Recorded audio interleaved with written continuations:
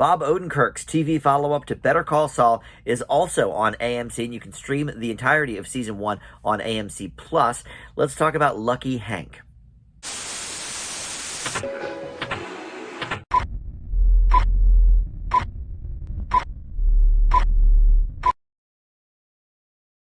Hey guys, Dan here. This is Dan Reviews It. Welcome to my TV review for Lucky Hank. This is wrapped up. It's Season 1. It's streaming on AMC+. No word on a Season 2, and, with the SAG-AFTRA strike, certainly hard to say, but Bob Odenkirk has been one of the very famous voices in that mix on the strike lines, so, certainly he's been pretty high profile lately, so I figured, you know what, let's check out Lucky Hank Season 1, and this is based on a book called Straight Man by Richard Russo from 1997. So it took a while for this one to get from the page to the small screen. But before we launch into the specifics here, let me welcome you into Dan Reviews It. Thank you for finding this video. We've got a ton of great movie and TV reviews for you to check out. I try to post something new just about every day for you, be it in the TV realm or the movie realm.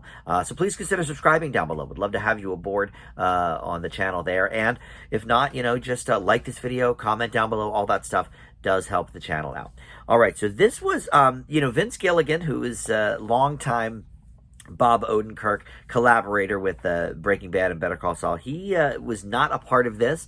I do believe he's working on something for Apple TV Plus, or maybe that's already dropped. I don't know. But this was actually developed from the book in part by Paul Lieberstein, who you will know as Toby from The Office. And as such, there is an Office alum in the cast here, Oscar Nunez. It was also developed by Aaron Zellman. But other than Bob Odenkirk, you've got, a few sitcom vets here. Diedrich Bader from the old Drew Carey show, Cedric Yarborough from Speechless and Reno 911. Muriel Enos, who I don't believe is on a lot of TV shows, but I've seen her in a handful of movies over the years. She plays Bob's wife, or Bob, his name is Hank in this show, Hank's wife. But the basic premise here is this takes place at a fictional Pennsylvania rural college, and he is an English professor, a failed book author. Well, not necessarily a failed book author, but he wrote one book that I guess was pretty popular, but still has not written that follow-up. That is a classic trope. We see that all the time in movies and TV shows. The one famous book, and then where's the follow-up?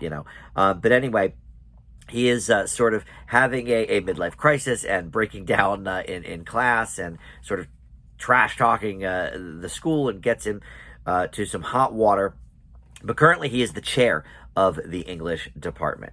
So this is, it actually reminds me a little bit of this Netflix series called The Chair with Sandra Oh, which came out shortly into the pandemic, I think, maybe 2020, 2021. But I liked that one as well. That was, I think, 6 half-hour episodes.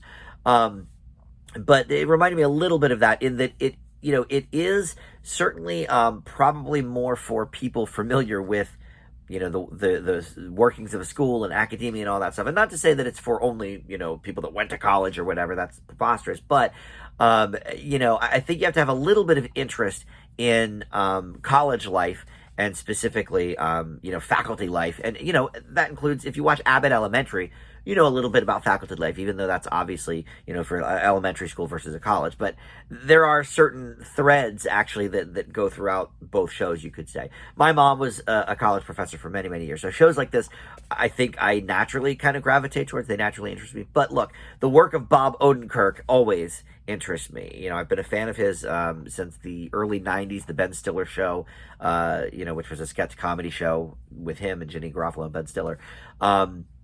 And even before that, which I didn't realize, but he was a writer on SNL during, some of my favorite years of the show. I learned that actually just recently. But so I followed him for a long time, and then of course all the comedy stuff. But then Better Call Saul was a game changer for him. Breaking Bad, yeah, but Better Call Saul was his show.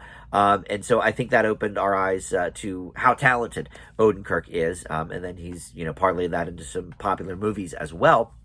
But this is going to be, a fairly, I don't want to say run-of-the-mill, because I really enjoyed watching this show. But it's not breaking any new ground, but it is definitely giving us that slice of life comedy based on real life experience, comedy based on perhaps tragedy as well. And Bob Odenkirk and this whole cast really is giving this to us in spades here. They've put together a really good cast, and I don't know how much Paul Lieberstein, Toby from The Office, has to do with the specifics of the scripts and the casting and all of that stuff, but it does remind me a little bit of The Office in some aspects, where this is not as straight ahead comedy. I'm not sure what I would categorize this as. I'm not sure if this was nominated for any Emmys or not. I don't believe it was, but I would think this is an hour-long dramedy because there's certainly some comedic elements to it, but it's not as silly as The Office per se. There's a voiceover that Hank does kind of throughout. It's not overdone, but I don't think it's necessary at all, really. I mean, this is a guy that really isn't afraid to speak his mind, so I'm not sure why he couldn't sort of have some of those thoughts in conversations with people. Seemed a little bit unnecessary, but it reminded me a little bit of The Office in the way that, okay, well, they would have a talking head here, but in this version, we get Hank's voiceover. A similar theme, I guess, but I just don't think we needed it. Maybe in that very beginning one to sort of set the stage, but it was a little bit unnecessary. But look, overall, I really like this show. I got some laughs out of it. I hope there is a season 2. I don't think we'll probably find out if there is or not for months, because of course, once the strike gets resolved, then they have to figure out, okay, what shows do we want to keep and not keep. But if this becomes a one and done, I think it will be a pretty decent one season show. I leave Lucky Hank with a B+. All right, thanks for watching, and like I said, you can stream that all on AMC Plus right now. We'll see you later. Bye.